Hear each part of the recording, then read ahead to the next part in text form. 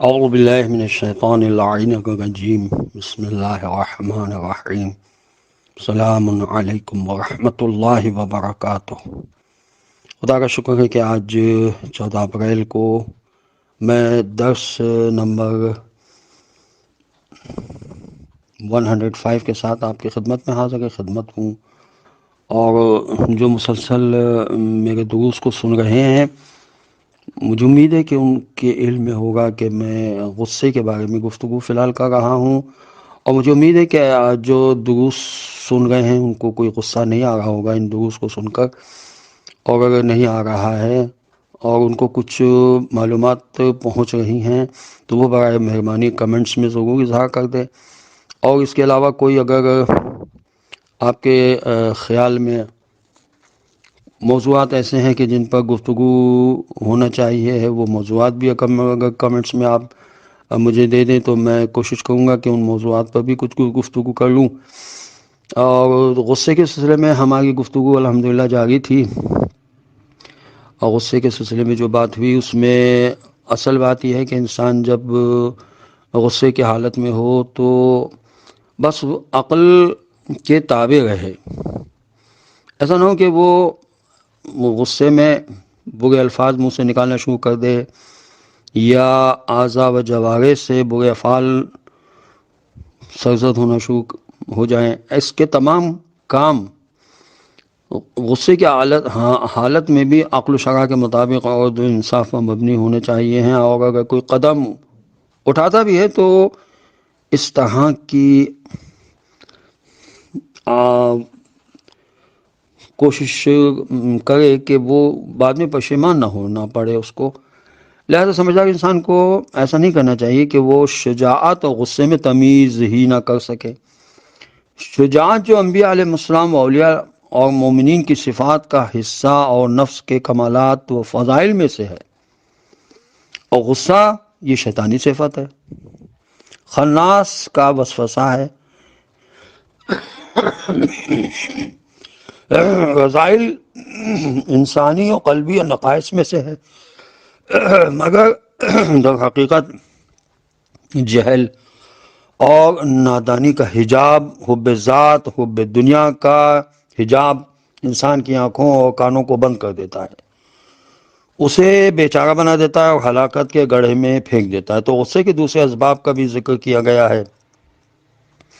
مثلا خود پسندی، افتخار، تکبر، ریاکاری، ہٹ دھرمی اور مذاق وغیرہ، لیکن ان میں سے ہر ایک کی تفصیل کے بیان کا ظاہر ہے کہ موقع نہیں ہے، مختصر درس ہوتا ہے۔ تو یہ بتایا گیا تھا کہ انسان علم حاصل کرے، علم کے ذریعے معالجہ ہر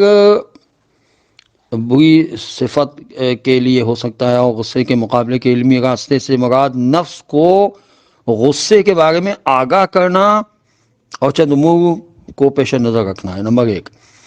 حلم و بردباری غصہ پی جانے، عفو درگزر اور اس کے ثواب کے بارے میں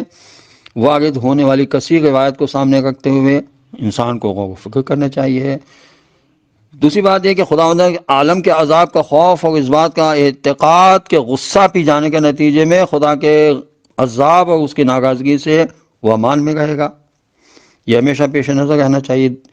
تیسری بات ہے کہ غصے کے نتائج و عواقب کی جانب متوجہ رہنا چاہیے، جیسے دشمنی اور جذبہ انتقام پیدا ہونا، اور غصے کے نتیجے میں بڑی مشکلات و مصائب کا پیش آنا شامل ہے، اور غصہ کرنے والے کی بدصورت کا ذہن میں آنا، اور بس اوقات غصہ کرنے والے کی شکل خواہ مخواہ بھیڑیے کی مانند ہو جاتی ہے۔ تو اپنے غصے کی وجہ کے بارے میں سوچنا اور یہ یقین کرنا کہ غصہ لانے میں شیطان شریک ہے، اور اس سے بھی کسی قسم کی بیجا حرکت اور عمل کا سرزد ہونا ایسا ہی ہے جیسے وہ شیطان کے سامنے عاجز درباندہ ہو کر اس کے ہاتھوں میں کھیل رہا ہو۔ تو یہ بات ذہن میں رکھنا کہ غصہ اس کی خودخواہی سے جنم لیتا ہے۔ تو یہ کہ حد اعتدال سے زیادہ غصے کے علاج کے لیے بیان کیا گیا ہے کہ غصے کے علاج کے لیے مادے اور جڑ کی بیخکنی اور علمی مسائل کے بارے میں توجہ، تفکر اور غصے کے مضر اثرات اور حلم و بردباری کے فوائد کے بارے میں انسان کو آگاہی حاصل ہونا چاہیے۔ تو غصے کی روک تھام کے لیے بعض عملی راہیں بتائی گئی ہیں، مثلا کہ غصے کے وقت ذکر خدا اعوذ باللہ من الشیطان الرجیم، اعوذ باللہ من الشیطان الرجیم کہے کہ میں شیطان رجیم سے پناہ مانگتا ہوں۔ یہاں رحیم زبان سے نہ نکلے، اس سے صرف نقطے کا فرق ہے، تو یہ زبان پر جاگی کہنا چاہیے اور شیطان کے شر سے خدا کی پناہ ہمیشہ طلب کرتے رہنا چاہیے۔ شیطان رجیم ہے اور خدا رحیم ہے، یہ بات ہمیشہ ذہن میں رہے۔ اگر غصے کی حالت میں کھڑے ہوں تو بیٹھ جائیں اور بیٹھے ہوں تو لیٹ جائیں۔ اس کا فلسفہ یہ ہے کہ انسان جتنا زمین سے نزدیک ہو اور اس بات کی جانب متوجہ ہو کہ وہ خاک سے خلق ہوا ہے اور ایک ذلیل و حقیر شے ہے، اتنا ہی اس کا بے جا غصہ کم ہوتا چلا جاتا ہے۔ اگر غصہ آئے تو ٹھنڈے پانی سے وضو کر لے۔ ویسے بھی ہر وقت باوضو رہنے کے بہت فوائد ہیں، اس میں سے ایک فائدہ یہ بھی ہے کہ انسان کو غصہ ہر وقت طاغی نہیں رہتا ہے، اور اسی طرح اگر انسان کو غصہ آ جائے تو ٹھنڈے پانی کی چھینٹیں اپنے اوپر مارے، اپنے چہرے پر، کیونکہ غصہ اندرونی حرارت کا نتیجہ ہوتا ہے اور ٹھنڈا پانی حرارت کو فروغ کرتا ہے۔ رسول اللہ صلی اللہ علیہ وسلم سے نقل ہونے والی ایک روایت میں بھی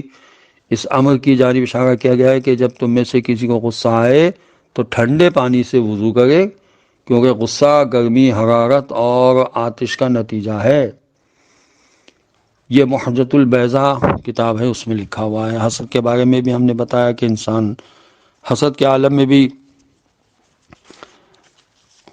اپنی حدوں کو پار کر جاتا ہے، تو اس کا علاج بھی بتا دیا گیا ہے۔ آپ وہ درس سن سکتے ہیں جو حسد کے بارے میں نے ریکارڈ کر دیا ہے۔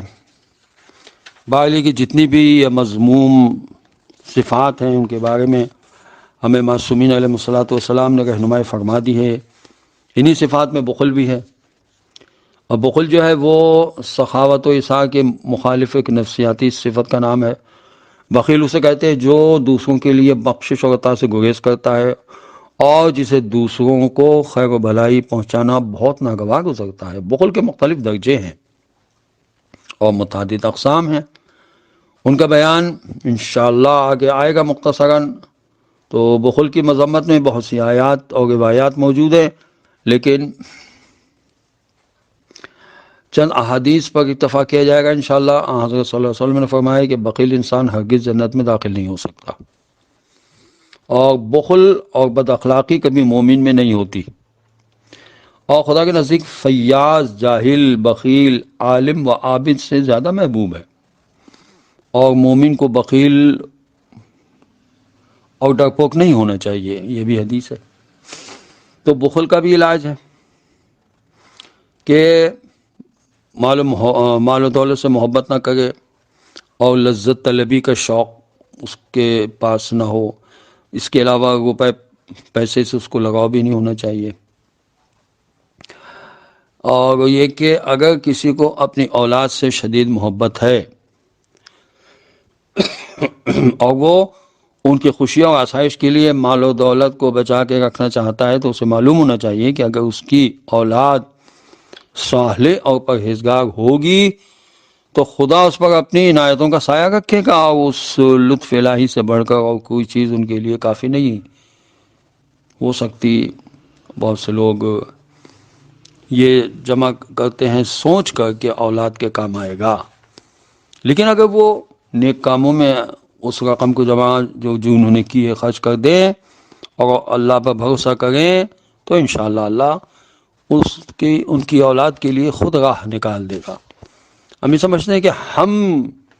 آگے کے لیے انتظامات کر لیں تو وہ کام آئیں گے، ایسا نہیں ہے، بلکہ خدا کے سپرد سا کے کام کر دیے جائیں، خدا کی خوشنودی کے لیے اچھے کام کیے جائیں، خدا پر بھروسہ کیا جائے تو خدا آگے کے سارے معاملات کو خود سنوار دے گا۔ یہ لوگوں کا تجربہ بھی ہے۔ روحانیین کا یہ فرمان بھی ہے۔ خدا ہمیں بس عمل کی توفیق عطا فرما دے، اور خدا وارث قرآن حضرت امام زمانہ اجل اللہ تعالی فرج و شریف کے ظہور میں تعجیل فرما دے، اور ہمیں ان کے اعوان و انصار میں شامل ہونے کی توفیق نصیب ہو۔ وآخر دعوانا الحمد للہ رب العالمین، وصلی اللہ علی محمد وآلہ الطیبین الطاہرین المعصومین المظلومین، والسلام علیکم ورحمۃ اللہ وبرکاتہ۔